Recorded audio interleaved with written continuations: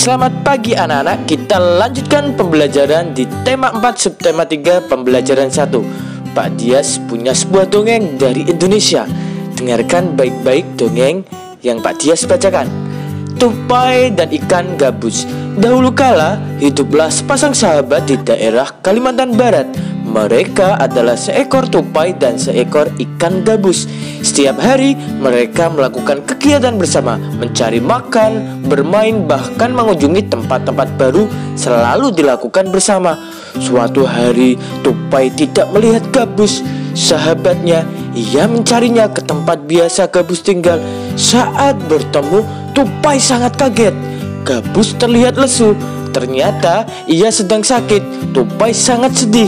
Ia menawarkan makanan untuk sahabatnya, namun gabus tidak berselera makan. Gabus hanya menginginkan satu jenis makanan yang diyakininya dapat menyembuhkan penyakitnya. Tupai berjanji akan mencari demi sahabatnya. Setelah gabus mengatakan makanan yang dapat menyembuhkan penyakitnya, tupai sangat kaget. Ia harus mencari hati ikan hiu. Ikan hiu sangat ganas, tidak terpikir olehnya ia bisa mendapatkannya. Namun tupai bertekad untuk mendapatkannya. Ia ingin sahabatnya sembuh. Tupai kemudian melompat dari satu pohon kelapa ke pohon kelapa lainnya yang dekat dengan tepi pantai. Saat menemukannya, ia melubangi satu kelapa dan membiarkan airnya habis. Kemudian sang tupai masuk ke dalam kelapa.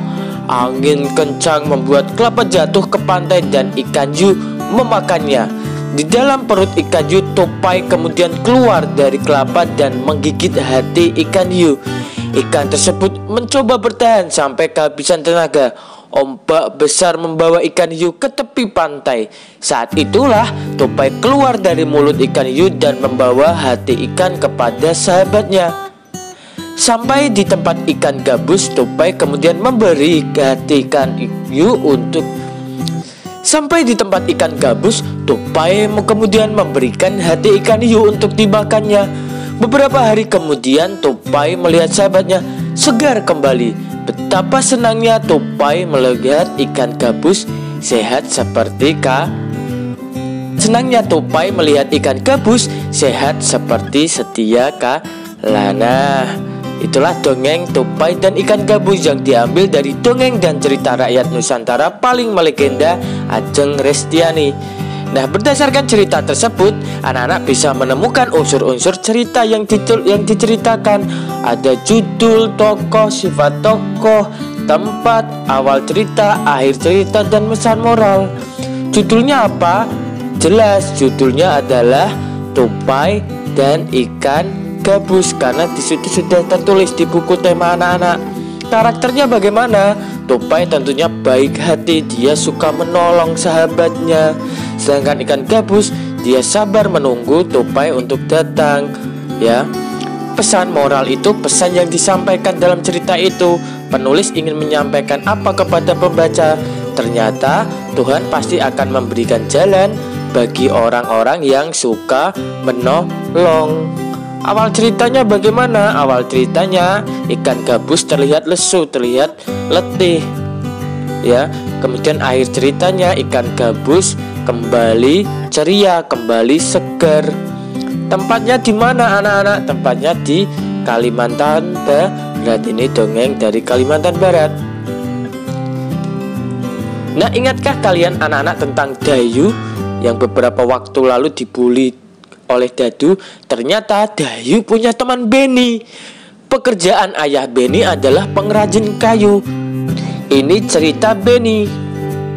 Pekerjaan ayahku adalah pengrajin kayu. Ayahku membuat meja dan kursi. Untuk menghasilkan kursi, awalnya ayahku membeli kayu, memotongnya, membentuk menjadi kursi, menghaluskan, lalu mengecatnya. Waktu yang dihabiskan untuk membuat kursi kurang lebih 1 minggu. Ayahku menjual meja dan kursi buatannya ke toko mebel.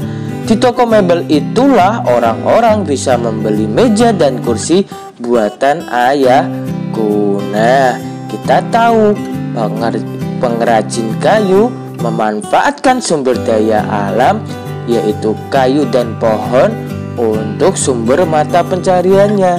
Ya, kita juga bisa tahu dari cerita tersebut proses pengolahan kayu menjadi meja dan kursi anak-anak. Coba amati gambar ini. Kita belajar proses pengolahan kayu. Yang pertama, pohon di hutan ya. Pohon yang ditanam di hutan kemudian ditebang. Tentunya menebang pohon yang sudah tua. Kemudian ditebang, dipotong, kemudian kayu diangkut ke kota. Setelah diangkut ke kota, nantinya kayu tersebut dikumpulkan oleh pengrajin kayu untuk diolah menjadi berbagai produk kayu seperti meja, kursi, lemari, kemudian dikirim ke toko mebel. Kemudian dari toko mebel inilah pembeli bisa membeli produk-produk dari kayu tersebut. Nah, tentunya jika kita memanfaatkan sumber daya alam, kita harus bijak memanfaatkannya. Kita tidak boleh boros ya.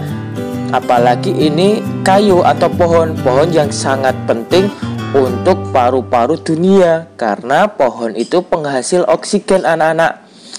Apabila pohon-pohon semakin berkurang, akan terjadi banyak bencana atau musibah seperti tanah longsor, banjir ya. Apalagi jika pohon-pohon tersebut diambil dengan cara dibakar, itu sangat-sangat merugikan. Seperti halnya di Pulau Kalimantan anak-anak, kenampakan hutannya semakin tahun semakin gundul, alias warna hijaunya semakin berkurang. Coba amati gambar kenampakan hutan di Kalimantan ini melalui peta ini.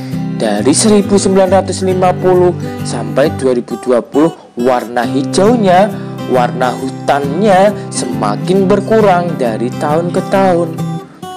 Ya, itu lihat dari tahun 1950 terlihat hijau hampir semua di Pulau Kalimantan, rata hutan semua. Namun di tahun 2020 hanya sekitar kurang lebih 50% hutan yang masih hijau di Pulau Kalimantan. Kita harus selalu menjaga kelestarian hutan. Dengan cara apa?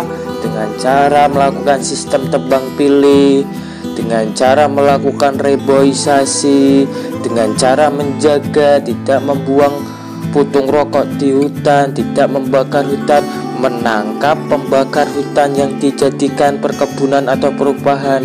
Ya, harus tegas terhadap pengrusak hutan, pohon-pohon yang ada di hutan. Nah, sekian pembelajaran hari ini. Kurang lebihnya Pak Dias minta maaf. Wassalamualaikum warahmatullahi wabarakatuh.